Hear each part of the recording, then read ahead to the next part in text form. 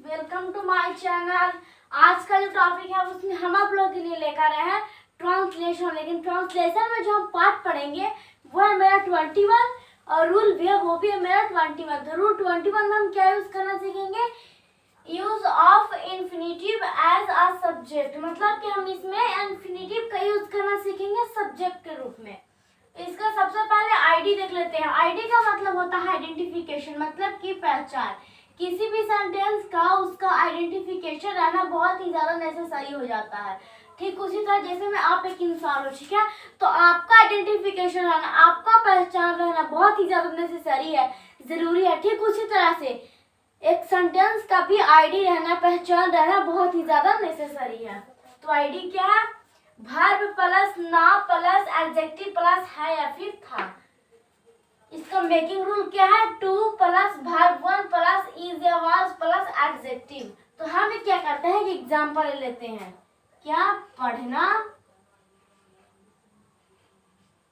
हम एक एग्जांपल लेते हैं गाइस। पढ़ना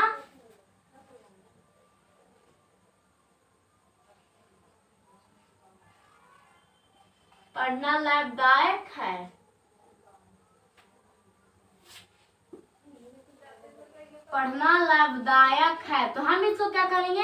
बनाएंगे। लेकिन बनाने से पहले हम इसका आइडेंटिफिकेशन को मिलाएंगे, ताकि आइडेंटिफिकेशन मैच करेगा तभी तो जानेंगे कि हाँ कि आइडेंटिफिकेशन मैच कर गया। इसका मतलब कि ये वाला रूल पे ये बनेगा। तो इसका आइडेंटिफिकेशन क्या है? वर्ब। तो इसलिए वर्ब कौन है? पढ़ना। क्योंकि क्रिया किसे कहते हैं? जो किसी काम को करता हो या फिर जिसके अंत में ना आ जाए उसे हम लोग क्या कहते हैं? क्रिया कहते हैं, वर्ब कहते हैं। तो पढ़ना काम है, तो काम को कर रहा है, ठीक है। तो मेरा क्या हुआ? वर्ब। इसके अंदर ना भी आया है, जो ये क्या हुआ? वर्ब हो गया। फिर देखिए क्या है? प्लस ना, मतलब कि अंत में, वर्ब में अंत में ना होना चाहिए, जो कि वर्ब कौन है? पढ़ना। और इसी में अंत में ना होना चाहिए, तो पढ़ना में अंत में ना है। फिर है एडजेक्टिव। तो एडजेक्टिव कौन है इसमें? क्योंकि ये देखिए पढ़ना कौन हो गया? वर्ब हो गया। और है क्या है? तो है तो मेरा ये मतलब कि ईज होता है इसका इंग्लिश, तो एक्सुलरी वर्ब है। तो इसमें बचा कौन? लाभदायक। तो लाभदायक कौन है मेरा? लाभदायक मेरा एडीज है, मतलब कि एडजेक्टिव है लाभदायक। फिर है या था, इन दोनों में से कोई एक दिया हुआ रहेगा। तो दिया हुआ है या था।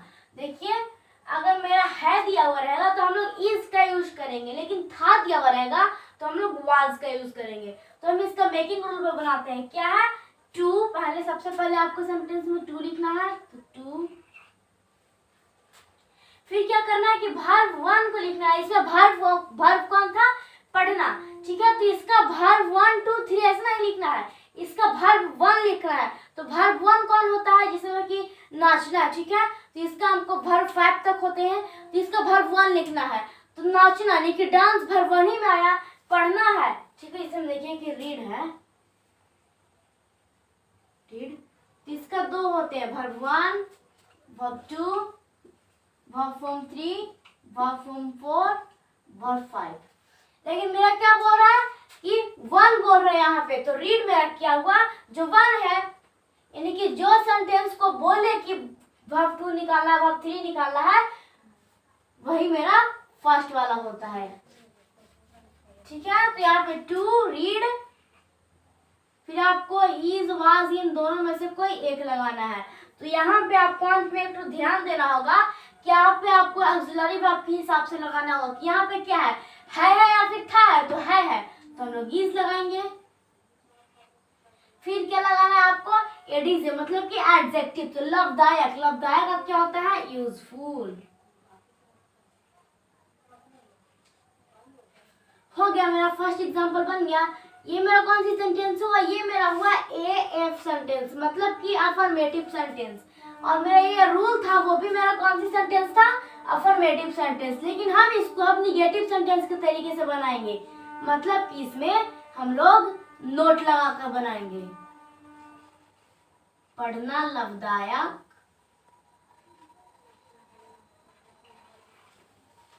पढ़ना लाभदायक नहीं है। तो हम इसको क्या करेंगे? सबसे पहले आपको क्या करना होगा कि इसमें हम कि जैसे आप इसको बनाते हैं वैसे आपको इसमें बनाना है। तो टू लिखिए, फिर वर्ब 1 को लिखिए तो क्या है रीड। फिर आप क्या कीजिए, इज वाज में से दोनों में से कोई एक को लिखिए। तो इज वाज में से हम इज लगाएंगे। फिर आपको क्या करना है कि जो सेंटेंस में नहीं आ गया इसका मतलब है कि ये निगेटिव सेंटेंस हो गया। तो निगेटिव सेंटेंस हो गया मेरे दोस्त। तो आपको क्या करना होगा, तो जो एक्सिलरी वर्ब है ना उसके ठीक बाद आपको क्या लगाना होगा, नोट लगाना होगा। तो एक्सिलरी वर्ब कौन सी है इसमें, एक्सिलरी वर्ब है मेरा इज। तो इसके बाद में नोट लगाइए। फिर आप एडजेक्टिव को लिख दीजिए, यूजफुल। ये मेरा हो गया सेकंड सेंटेंस। अब हम देखते हैं थर्ड सेंटेंस। थर्ड सेंटेंस है मेरा वो कुछ इस तरीके के है जो कि क्वेश्चन सवाल पूछता है, ठीक है। क्या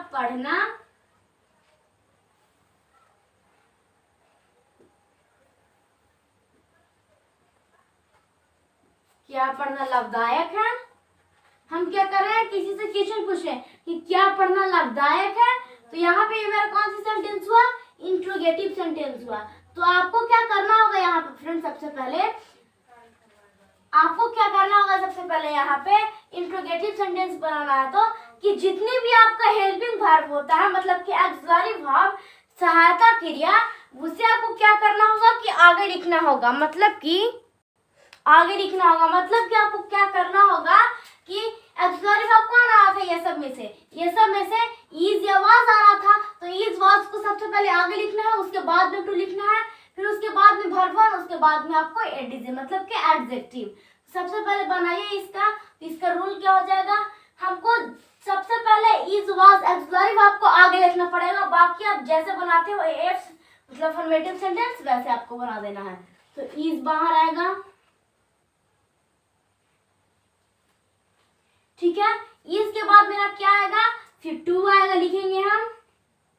टू के बाद क्या लिखेंगे हम, रीड लिखेंगे। रीड के बाद क्या लिखेंगे, यूजफुल। हम यहाँ पे क्वेश्चन पूछ रहे थे तो क्वेश्चन मार्क देना बहुत ही ज्यादा नेसेसरी है। ये मेरा थर्ड सेंटेंस तक हो गया। अब हम देखते हैं फोर्थ सेंटेंस। तब तक के लिए आप इसका स्क्रीनशॉट ले लीजिए क्योंकि ये होने वाला है इरेज। तो मेरा फोर्थ सेंटेंस है जो कि मेरा इंट्रोगेटिव नेगेटिव सेंटेंस होने वाला है।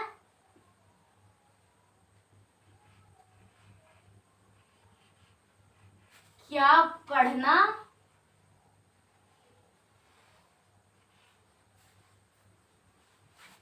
लाभदायक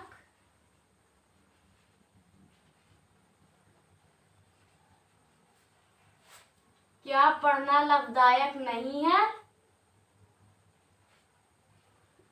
इसमें भी हम क्या कर रहे हैं, क्वेश्चन पूछ रहे हैं किसी से, लेकिन हम नहीं लगाकर क्वेश्चन पूछ रहे हैं। तो यहाँ पे मेरा इंट्रोगेटिव नेगेटिव सेंटेंस हो गया, ठीक है। तो हम इसको कैसे बनाएंगे, इसको ना हम दो तरीके से बना सकते हैं। पहला हम सब्जेक्ट के बाद में लगा करके नोट, और दूसरी है मेरा उसमें हम क्या कैसे लगाएंगे, तो उसमें हम ऑक्सिलरी वर्ब के तुरंत बाद में नोट लगा करके। तो हम दोनों तरीके से पहले बनाने के लिए सीखते हैं, लेकिन उससे पहले आपको ये वाला को वैसे लिखना होगा जैसे कि आप इंट्रोगेटिव सेंटेंस को लिखे थे। तो इज के बाद क्या लिखना होगा आपको, टू रीड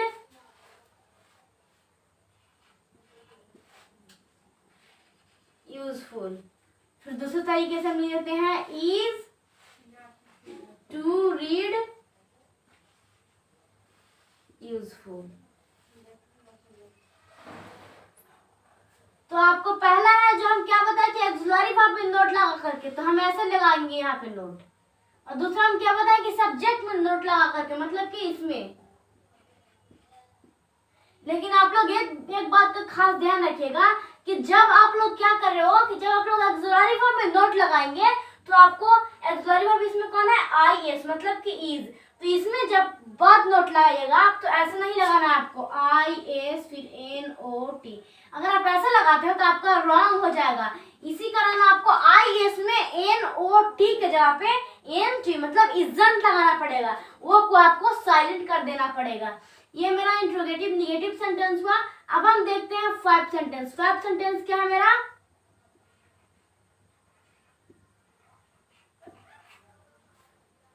पढ़ना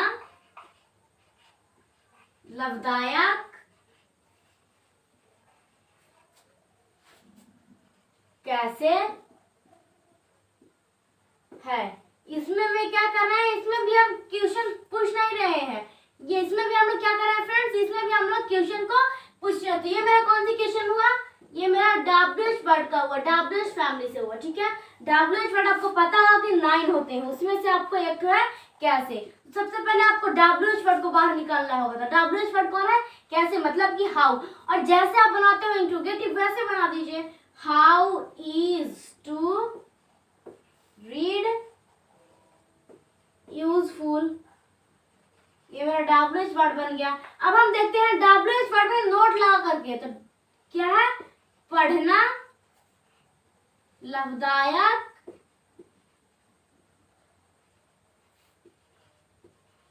पढ़ना लाभदायक कैसे नहीं है। तो ये मेरा कौन सी क्वेश्चन हुआ, ये मेरा WH वर्ड का क्वेश्चन तो है, लेकिन इसमें नोट लगा करके। तो यहाँ पे मेरा आंसर हो गया, हम बनाएंगे इसको, वो क्या है, हाउ। जैसे क्या बना है WH वर्ड वैसा ही इसको भी बनाना है, how is to read useful. हमने इसको 2 तरीके से बनाते हैं। ठीक है, हम ये लिख दिए। फिर दूसरा तरीका है आपका, हाउ इज टू रीड